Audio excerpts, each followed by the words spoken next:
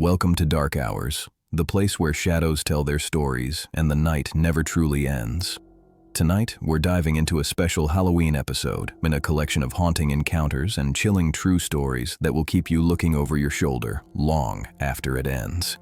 Before we begin, make sure to subscribe the channel and tell me in the comments, where are you watching from and what time is it right now? I always like seeing who's brave enough to be listening to horror this late. Now take a deep breath and let's begin. This story has stayed with me since I was a kid. It happened on Halloween night when I was 8 years old, back when I still thought the scariest part of Halloween was running into older kids with fake knives and cheap scream masks. I'd give anything to go back to that kind of fear. My mom was working late that night. She was a nurse, often on the night shift, so she left me with our next-door neighbor, Mrs. Ellison, who agreed to take me trick-or-treating with her granddaughter, Lily. Mrs. Ellison was one of those older women who always had a jar of candy on the counter and who called everyone sweetheart. She treated me like family, which was comforting because my mom wasn't home much back then. Lily was my age, maybe a year older. She was polite, quiet, and always seemed a little older in the way she acted, like she'd seen more than she should have. That Halloween, we went out around 6 when the sun was setting, and the air smelled like cold leaves and candle wax. Mrs. Ellison followed a few paces behind us with her flashlight, humming some tune that sounded familiar but sad. Lily and I ran from door to door, laughing, yelling trick or treat as we filled our pillowcases with candy. Everything about that night felt normal, safe even. After an hour or so, Mrs. Ellison said her feet were getting tired and told us we could do one last block by ourselves before heading back. She pointed toward Willow Lane, a quieter street that curved into a cul-de-sac at the end. "Just that street," she said. "Stay where there are lights and come straight back." We promised we would. I remember feeling a thrill of independence as we walked off on our own, like we were doing something we weren't supposed to. Willow Lane was darker than the other streets. Fewer houses had decorations, and only a handful even had their porch lights on. The wind had picked up, rustling the dead leaves that lined the road. By the time we reached the end of the cul-de-sac, there was only one house with its light still on. It sat under a huge oak tree, the kind that creaked when the wind moved through it. The paint on the house was cracked and gray, and one of the upstairs windows, was covered with cardboard. Still, that dim yellow porch light was on, and next to the door sat a single plastic pumpkin. Lily said, "Let's try that one. Porch light means candy." I hesitated. The house looked empty, and the porch boards were warped and uneven. I told her maybe they were done for the night, but she didn't listen. She walked up the steps and knocked. The door creaked open an inch, like it hadn't been latched all the way. Before either of us could say anything, a man's voice came from inside. "Come on in, kids. Candy's on the table." It didn't sound threatening, but it didn't sound normal either. It was calm, too calm. Every adult I'd met on Halloween had been cheerful or goofy. This guy just sounded off. I wanted to leave, but Lily stepped forward. She turned and gave me this small, nervous smile, like she didn't want to look scared. Against my better judgment, I followed her. The smell hit me the second I stepped inside. It wasn't rotting garbage or anything that strong. It was something else, damp and sour, like wet wood mixed with spoiled food. The hallway was narrow and lit by 3 candles, each one sitting inside a carved pumpkin on the floor. But these pumpkins weren't cute or funny. Their faces were lopsided and deeply cut, almost like someone had slashed them with a knife instead of carving. One had a crooked grin that stretched all the way down to its stem. The voice came again from farther inside. "Just in the kitchen. Help yourselves."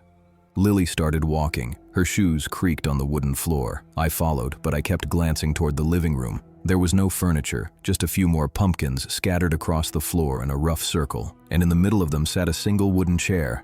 Above it, something hung from the ceiling, an old rope, frayed at the end, swinging gently. I wanted to leave right then, but Lily kept going. She stopped at the kitchen doorway and froze. I came up behind her and saw what she was looking at. There was a man standing by a small table.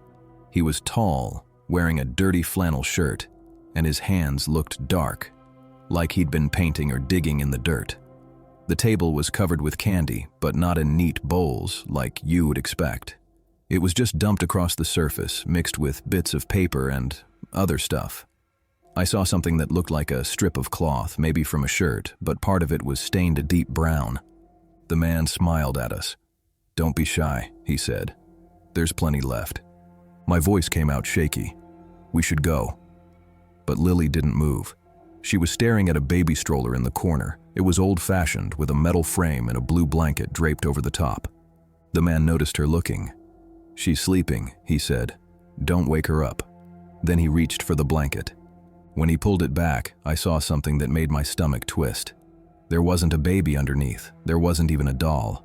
What lay in that stroller looked like a mask, but not a store-bought one. It was pale and shriveled, like dried skin stretched over something round. The eye holes were black and hollow, and there were dark stitches around the edges where it had been torn. He picked it up with both hands, smiling. "You kids like costumes." That's when Lily screamed. It was a short, sharp sound that jolted me into running. I grabbed her arm and pulled her, both of us stumbling as we bolted down the hall. Behind us, one of the pumpkins tipped over, spilling hot wax onto the floor as the man yelled something I couldn't make out. We burst through the front door and tore across the lawn, not looking back until we hit the streetlights. We found Mrs. Ellison a few houses down. She saw our faces and didn't even ask questions. She just ran to the nearest house and called the police. 2 patrol cars showed up within minutes. They drove us home first, then went back to search the place. When they returned, they said there was nothing there. The house was empty, the porch light was off, and every window was boarded up. They said the place had been condemned for years. Mrs. Ellison insisted she'd seen the light on. She swore she'd watched us walk right up to that porch, but the police kept saying there was no way anyone could have been inside. I overheard one of them say the electricity to that property had been shut off for more than a decade. My mom came home from work early after Mrs. Ellison called her. She was furious at first, but when she saw how pale I looked, she didn't yell. She just held me and said I wasn't allowed to talk about it anymore. She pulled me out of that neighborhood a few months later. I never saw Lily again. Mrs. Ellison's house went up for sale the next summer and new people moved in. Years went by, but I never forgot that smell, that voice, or that mask. Every Halloween I'd think about it. Sometimes I'd have dreams about that house, walking up those steps again, hearing the man's voice calling from inside. I'd wake up with my heart pounding, the words still in my head. "Come on in, kids. Candy's on the table." Last October, I drove through my old neighborhood just to see it again. Most of it looked different. New paint, trimmed lawns. But the lot at the end of Willow Lane was still empty. No one had ever built anything there. Just a patch of dead grass and a single oak tree. That night, as I was driving home, I took the long way back and passed Willow Lane again. The street was quiet, all the porch lights turned off. But as I passed that empty lot, I saw something that made my stomach drop. Sitting right in the middle of the grass was a small pumpkin. Not carved, just plain orange.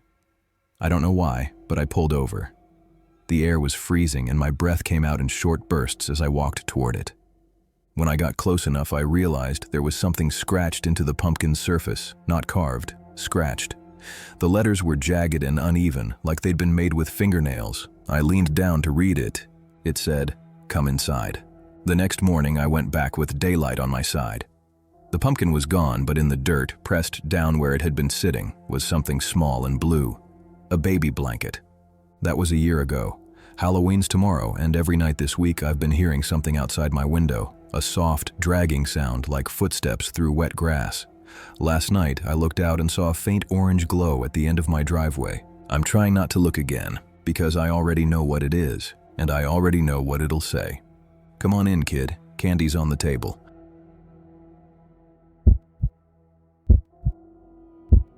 Halloween used to be my favorite holiday. The smell of burning pumpkins, the sound of leaves crunching under sneakers, the faint chill in the air.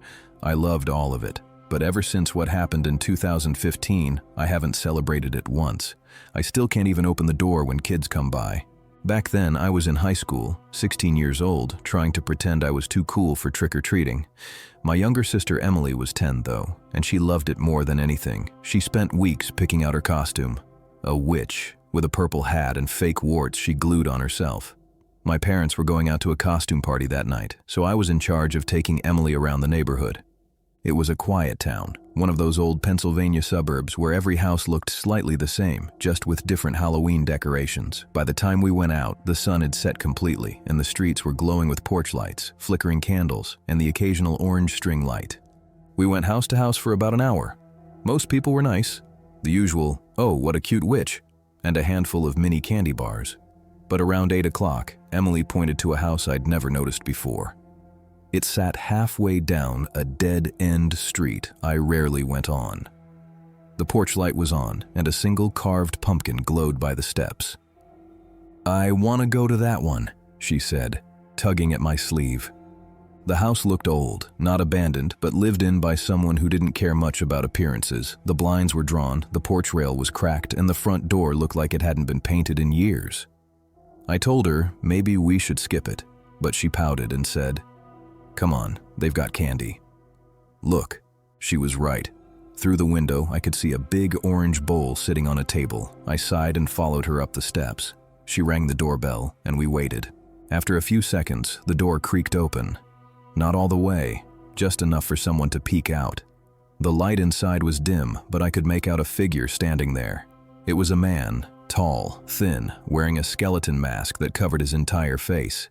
He didn't say anything at first, just looked at us. Emily smiled. "Trick or treat."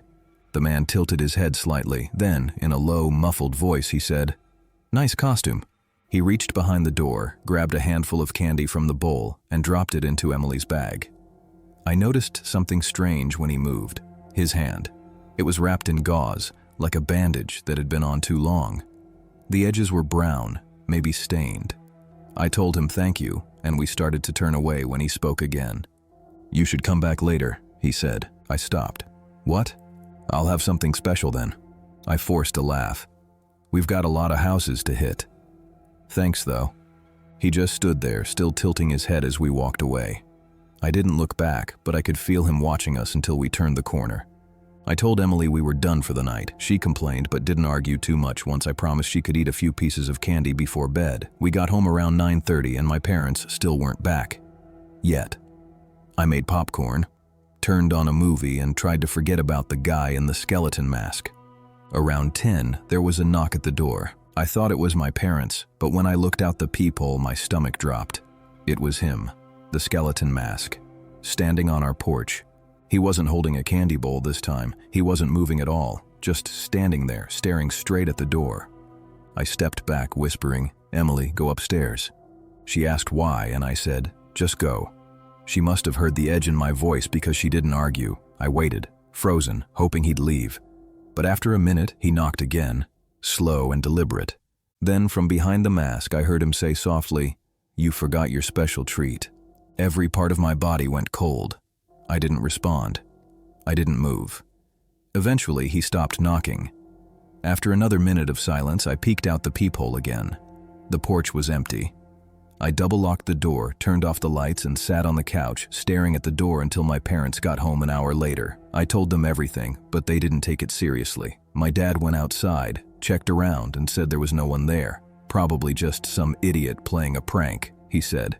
But I couldn't sleep that night. I kept replaying the sound of his voice in my head, that calm, deliberate tone, like he was waiting for something. The next morning, when I opened the front door to grab the paper, I saw something on the porch. A pumpkin. It wasn't there the night before. It was small, about the size of a basketball. There was no candle inside, no lid on top, just a carving, a wide, jagged smile, and two large, uneven eyes. But what made my stomach turn was what was inside. The pumpkin wasn't hollowed out properly. It was filled with something dark, sticky, and wet. It smelled rotten, like blood and burnt sugar. I gagged and dropped it, spilling some of the black liquid onto the porch. My parents came running. My dad thought it was some kind of prank again, but my mom called the police anyway. They took the pumpkin as evidence and said they'd have someone look at it. A few days later, they called back, saying it was just animal remains and melted wax. I didn't believe that for a second. For the rest of that week, nothing happened. I started to convince myself it really was just some sick Halloween prank. But then, the next Friday night, things got worse. I was home alone again, doing homework in the living room. Around 10, I heard something outside, a scraping sound, like metal against wood. I turned off the TV and listened. It came again, right under the front window. I crept closer and peeked through the blinds. The skeleton mask was there. He was standing in the middle of our yard, holding a knife, not waving it, not running, just dragging it slowly across the mailbox post, back and forth. The sound was soft but deliberate, like he wanted me to hear it. I grabbed my phone and called 911. By the time the police arrived, he was gone again. They found nothing but fresh scratches on the mailbox and a few muddy footprints leading into the woods behind our house. After that, my parents installed cameras around the property. For a few nights, nothing happened. Then one morning, we found the front camera lens smashed. My dad thought it must have been vandalism, but deep down, I knew. That Halloween marked the last time Emily ever went trick-or-treating. She's 20 now and doesn't remember much from that night, but I do. I remember the voice. I remember the smell of that pumpkin. I remember the way he said, "special treat," like it meant something personal. I moved out years ago, but sometimes I visit my parents for the holidays. Last October, I went back home for the weekend just before Halloween. The house looked the same, but something about being there made me feel uneasy again. That night, while sitting on the porch, I saw something at the edge of the woods.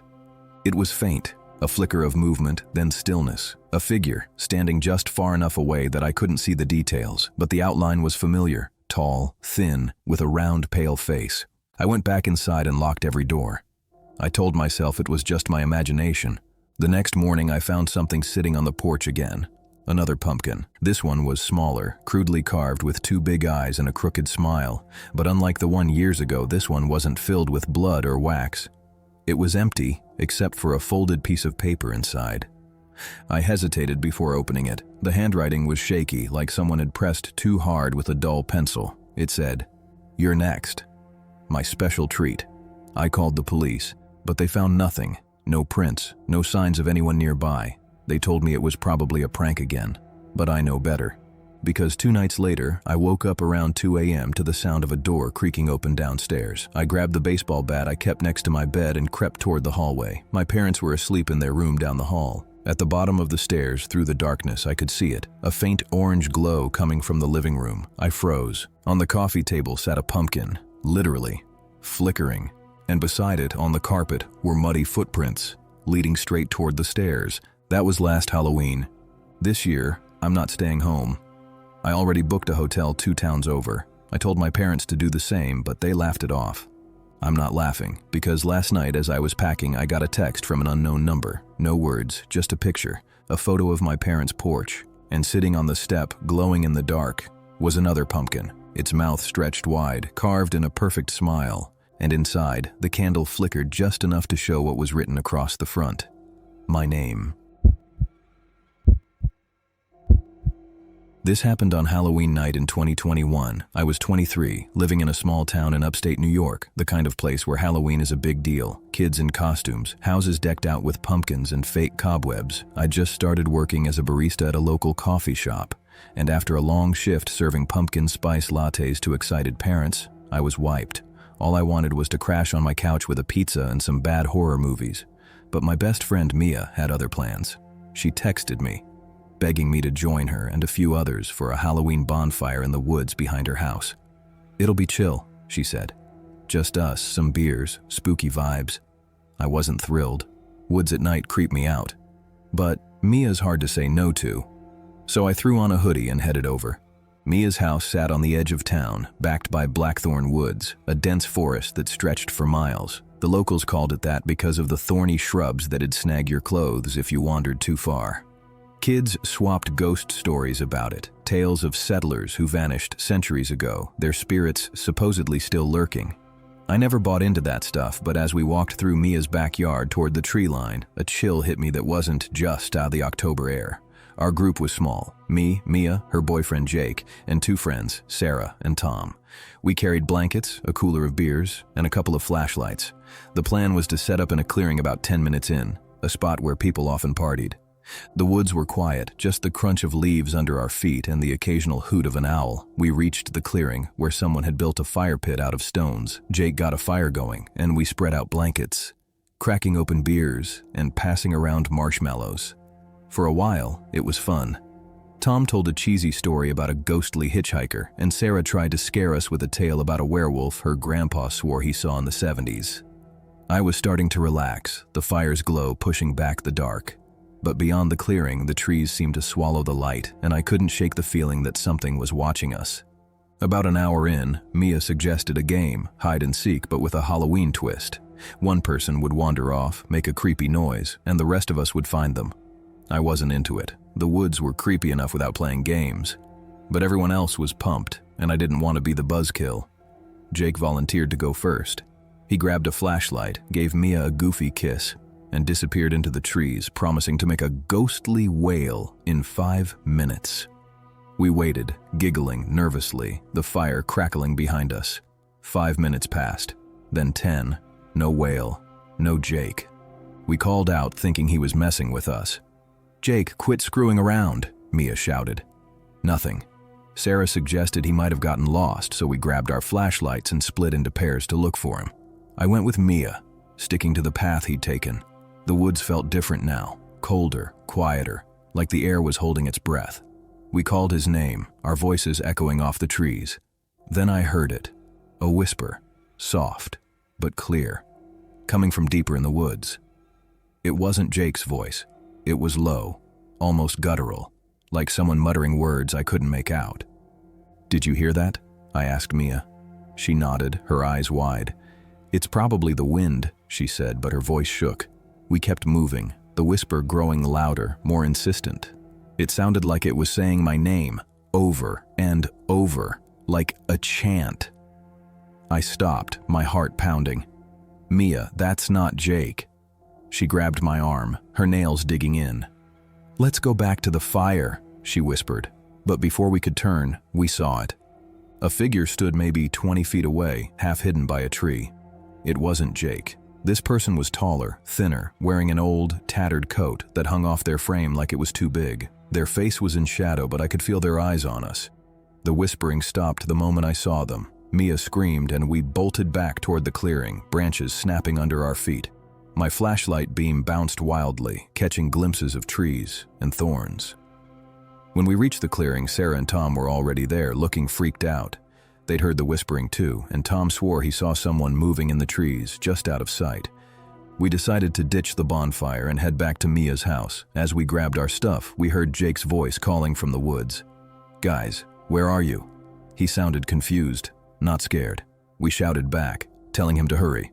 When he stumbled into the clearing, he looked pale, his flashlight shaking in his hand. "I got turned around," he said. "I kept hearing someone walking behind me, but when I looked, no one was there." He hadn't heard the whispering, but he said he felt like something was following him the whole time. We practically ran back to Mia's house, locking the door behind us. Nobody wanted to talk about it, but we all felt it. Whatever was out there wasn't just a prank. We crashed in Mia's living room, too rattled to go home. The next day, I went back to the clearing with Mia's dad, who was skeptical but agreed to check it out. We found the fire pit, our blankets, and the cooler. But something else caught my eye.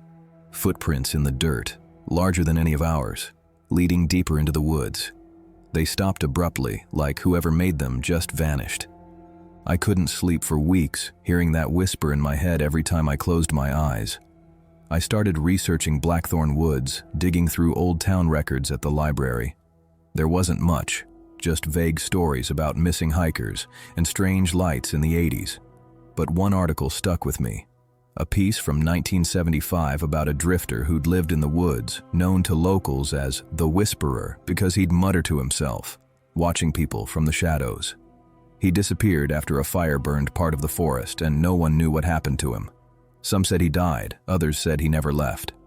I told Mia about it, and she went pale. She'd heard the stories as a kid, but thought they were just rumors. We didn't go back to the woods after that. I moved to a new apartment the next year, closer to the coffee shop, away from the edge of town. But every Halloween, I stay inside, blinds drawn, lights on. I don't know if what we saw was a person, a ghost, or something else entirely. All I know is that whisper knew my name, and I can still hear it sometimes, late at night, when the world is too quiet. It's like it's waiting for me to step back into those woods to find out what it wanted. I never will. This happened on Halloween in 2020, right in the middle of the pandemic. I was 20, a college sophomore living in a cramped apartment near my university in Ohio. Halloween was weird that year. No big parties, just small gatherings and kids trick-or-treating with face masks over their costumes.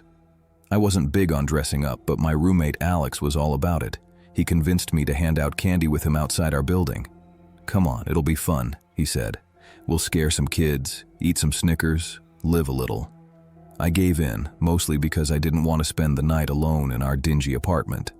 Our place was on a busy street near campus, lined with old brick buildings and a mix of students and families. We set up a folding table on the front steps with a big bowl of candy and a bottle of hand sanitizer for the kids. I threw on a half-hearted pirate costume, just an eye patch and a bandana, while Alex went full zombie, complete with fake blood, torn clothes, and white contact lenses that made his eyes look dead.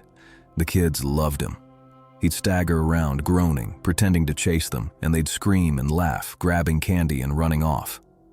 I stuck to tossing Kit Kats into their bags, smiling at parents who looked exhausted, but happy. By 7:30 p.m., the crowd started thinning, the streetlights buzzed, and the air got colder, carrying that crisp Halloween smell of leaves and wood smoke. I was ready to call it a night when I noticed a kid standing across the street, alone. He was small, maybe 10 or 11, wearing a clown costume, not the colorful, goofy kind, but something old-fashioned, like a ruffled collar and baggy pants, all in faded red and white. The costume looked dirty, streaked with mud like he'd been rolling in a ditch. His face was painted white, with black circles around his eyes and a red smear for a mouth. He just stood there, staring at our table. "Hey kid, want some candy?" I called, waving him over. He didn't move, didn't say a word, just kept staring. I glanced at Alex, who was wiping fake blood off his hands. "What's with this guy?" I muttered. Alex shrugged, grinning. "Probably shy. Or he's trying to creep us out. It's Halloween." I forced a smile and grabbed a handful of candy, holding it out. "Come on, we got the good stuff." Still nothing. The kid's head tilted slightly like he was studying me, and I felt a chill crawl up my spine. I figured he was waiting for a parent, so I left the candy on the table and went inside to grab a jacket. When I came back out, he was closer, standing on the sidewalk just beyond our steps. "Whoa, you move fast," I said, trying to sound friendly. Up close, the costume looked even worse. The fabric was frayed, the paint on his face smudged like he'd been wearing it for days. His eyes, though, they were what got me. They were too big, too dark, like they didn't belong in a kid's face. "You okay, buddy?" I asked. No response. He just stared, clutching a small, crumpled pillowcase like a trick-or-treat bag.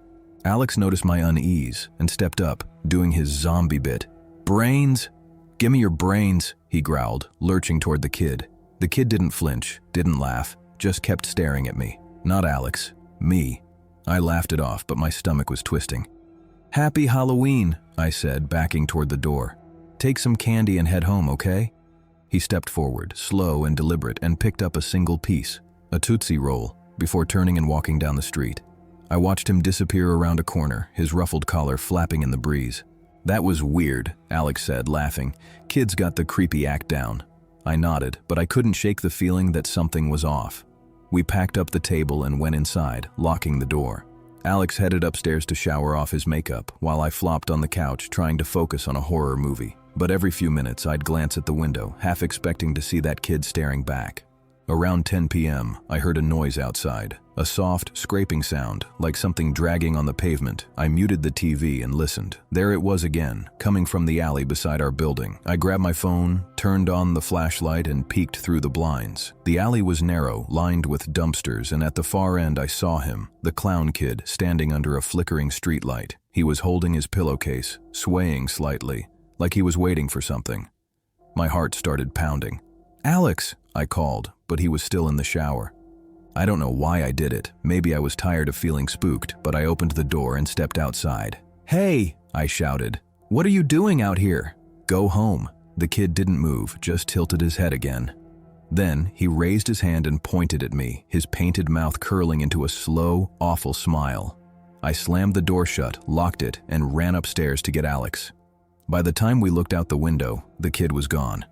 The next morning, I checked the alley. There was a Tootsie Roll wrapper on the ground, right where he'd been standing. I told myself it was just a kid pulling a prank, but I couldn't stop thinking about those eyes. That night, I saw him again. I was walking home from a late shift at the coffee shop, cutting through a parking lot near campus. He was there, standing under a lamppost, same dirty costume, same pillowcase. This time, he was closer to the street and I could hear him humming, a low, tuneless sound that made my skin crawl.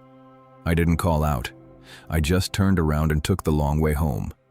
my heart racing. For the next few weeks, I kept seeing him, or at least I thought I did. A flash of red and white in a crowd, a small figure at the edge of a park, always gone when I looked twice. I told Alex, who thought I was paranoid. "It's just some kid messing with you," he said. But I wasn't so sure. I started researching local news, looking for anything about a kid in a clown costume. I found nothing, but I did stumble across an old forum post about a clown figure, spotted around town in the 90s, always on Halloween, always watching people. The post called it a ghost, but I didn't believe in ghosts. Still, I couldn't explain why he kept showing up. One night in November, I came home to find a crumpled pillowcase on our front steps. Inside was a handful of candy, Tootsie Rolls, all of them, and a folded piece of paper. My hand shook as I opened it. It was a Polaroid, faded and creased, showing a kid in a clown costume, same ruffled collar, same painted face. The background looked like our street, but older, like it was taken decades ago. On the back, in smudged ink, someone had written, "See you next Halloween." I called the police, but they didn't take it seriously. "Kids prank all the time," the officer said. They took the pillowcase and photo but never followed up.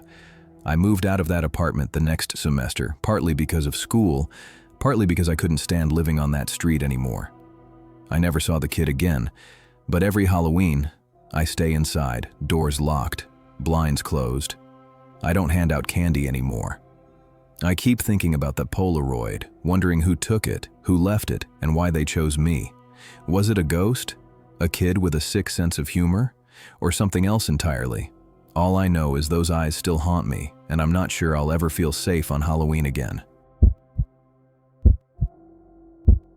This happened on Halloween night in 2021. I was 24, working as a delivery driver for a pizza place in a small town in Pennsylvania. Halloween was always a hectic night, families ordering stacks of pizzas, wings, and sodas for parties, kids running around in costumes, the whole town buzzing with that spooky holiday energy. I loved it, honestly. The tips were great, and driving at night with streets lit up by jack-o'-lanterns and string lights gave me a weird kind of peace. But that night, something happened that changed how I feel about Halloween forever. I'd been on the road since 4 p.m., weaving through neighborhoods packed with trick-or-treaters. By 10 p.m., I was on my last delivery of the night, a large pepperoni and a 2-liter Coke to a house in a newer subdivision on the edge of town. The area was all cookie-cutter houses, wide lawns and cul-de-sacs, each one decked out with inflatable ghosts and fake tombstones. I pulled up to the address, grabbed the order, and hopped out of my beat-up Honda. As I walked to the door, I noticed a white van parked at the end of the cul-de-sac, about 100 yards away. It looked out of place. No decorations, no porch lights, just sitting there in the dark, with its engine off. I figured it was a parent waiting for their kid, or maybe a neighbor's guest. Nothing to worry about. The customer, a tired-looking dad in a flannel shirt, answered the door, juggling a toddler in a pumpkin costume. He tipped me $5 and thanked me for working late. I smiled, wished him a happy Halloween, and headed back to my car. As I opened the driver's door, I glanced at the van again. The driver's side window was cracked open, and I could see a shadow inside, someone sitting there, still as a statue. I couldn't make out their face, but I felt their eyes on me, like a weight pressing down. My stomach did a little flip, but I told myself I was being paranoid. Halloween makes everyone jumpy, right?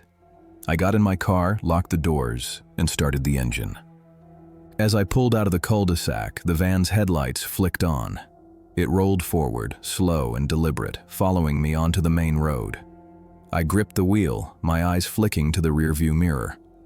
It's just a coincidence, I thought. Small town, only so many roads to take. But every turn I made, the van was there, keeping its distance.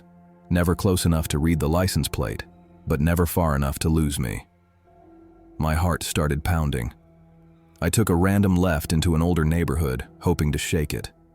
The van followed, its headlights like two glowing eyes in the dark. I fumbled for my phone and called my boss, trying to keep my voice steady. "Hey, there's this van tailing me. Been behind me for like 10 minutes. What do I do?" My boss, a gruff guy who'd seen it all, didn't laugh it off like I expected. "Drive to the police station," he said. "Don't stop anywhere else. And keep me on the line." The station was only a few miles away, but it felt like forever. The van stayed close, maybe 2 car lengths back now. In the rear view, I could make out the driver, a guy I think wearing a dark hoodie, his face hidden in shadow. No costume, no Halloween vibe, just wrong. I turned onto a busier street hoping the traffic would deter him.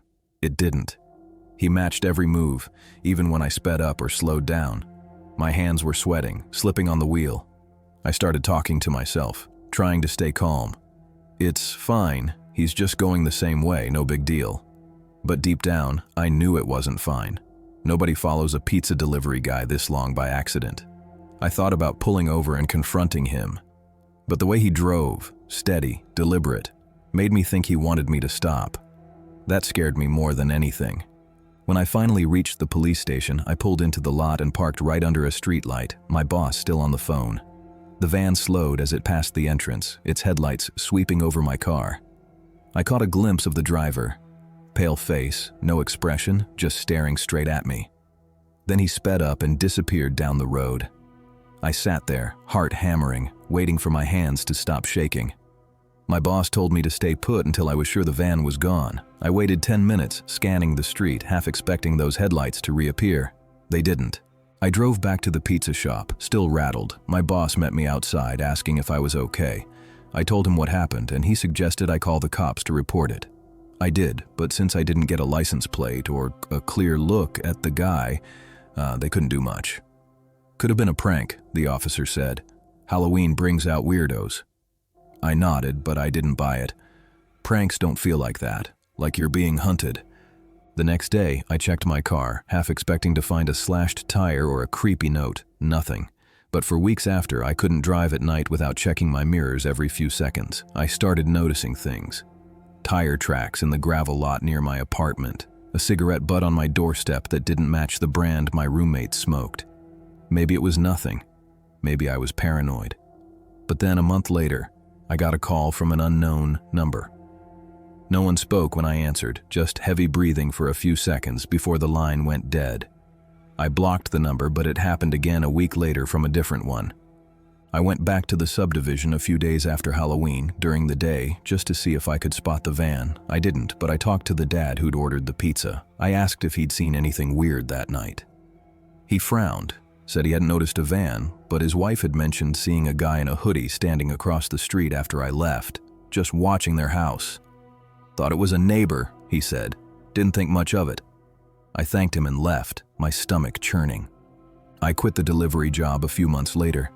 It wasn't just the van. Nights started feeling heavier, like the dark was hiding something. I still live in the same town, but I avoid that subdivision. Every Halloween I stay home, doors locked. No deliveries. I keep thinking about that driver's face, the way he looked at me like he knew something I didn't. Was he following me for a reason? Did I dodge something worse than I realized? I don't know. But when I see a white van parked on a quiet street, I don't stick around to find out. This happened on Halloween night in 2023. I was 30, living in a rural area in Western Virginia with my wife, Emily, and our 2-year-old daughter, Lily. We'd moved there from Richmond a year earlier, chasing a quieter life, away from the city's noise and chaos. Our house was at the end of a long dirt road, surrounded by rolling fields and patches of woods, with only a handful of neighbors scattered a mile or two apart. It was peaceful, the kind of place where you could hear crickets at night and see every star in the sky. Halloween wasn't a big deal out there. Most families drove their kids to town for trick-or-treating, but we still decorated for Lily. A few carved pumpkins on the porch, some orange string lights, a plastic witch she loved to giggle at. That night, though, something happened that still makes me question how safe our quiet life really is. Emily was upstairs, putting Lily to bed around 7:30 p.m. I was on the porch, sipping a beer and enjoying the cool October air. The sun had set, and the fields were cloaked in darkness, broken only by the faint glow of our porch lights. I loved nights like this, calm, still, with just the rustle of leaves in the breeze. I was scrolling through my phone, half watching a video about Halloween urban legends when I noticed headlights coming down the dirt road. That was odd. Nobody drove out here unless they lived nearby, and I knew all our neighbors' cars. Tom's old pickup, the Wilsons' minivan, Mrs. Carter's rusty sedan. This was something else, a dark SUV, moving slow, its lights cutting through the dust it kicked up. The SUV stopped about 100 yards away, just where the road curved out of sight behind a cluster of trees. Its headlights went dark, and I didn't hear an engine shut off or a door open. Just silence. I set my beer down, my gut telling me something wasn't right. People get lost out here sometimes, but they usually turn around or come ask for directions. I stood up, squinting into the darkness, but I couldn't see anything beyond the faint outline of the vehicle. I figured I'd wait it out. Maybe they were checking a map or making a call. I went inside, locked the front door, and checked on Emily and Lily. They were fine. Lily fast asleep with her stuffed bunny, Emily reading in bed. I didn't mention the SUV, no need to worry her over what was probably nothing. I went back to the porch, but the SUV was still there. No lights, no movement. I grabbed a flashlight from the kitchen, the heavy one we kept for power outages, and stepped outside again. The air felt heavier now, like the night was holding its breath. I shone the flashlight down the road, but the beam didn't reach far enough to make out details. I called out, "Hey, you need help?" My voice echoed, swallowed by the fields. No answer. I waited, straining to hear anything. A car door, footsteps, anything. Just crickets. Around 8:30 I heard gravel crunching. Slow, deliberate steps, like someone trying not to make noise. I grabbed the flashlight again and aimed it toward the sound. There, at the edge of our property near the mailbox, was a man. He was tall, wearing a dark coat and a wide-brimmed hat pulled low, holding something in his hand. A phone, its screen glowing faintly, casting a pale light on his chest. I couldn't see his face, just the outline of his jaw. Maybe a hint of stubble. He was standing still, facing the house, like he was studying it. "Hey," I shouted, stepping off the porch. "This is private property. You need something?" He didn't move, didn't answer. The phone's glow flickered, like he was scrolling through something. My heart was pounding now, but I didn't want to overreact. Maybe he was a neighbor I didn't recognize, or someone whose car broke down. I took a few steps closer, keeping the flashlight on him. "Look, man, you can't just stand there. What's going on?"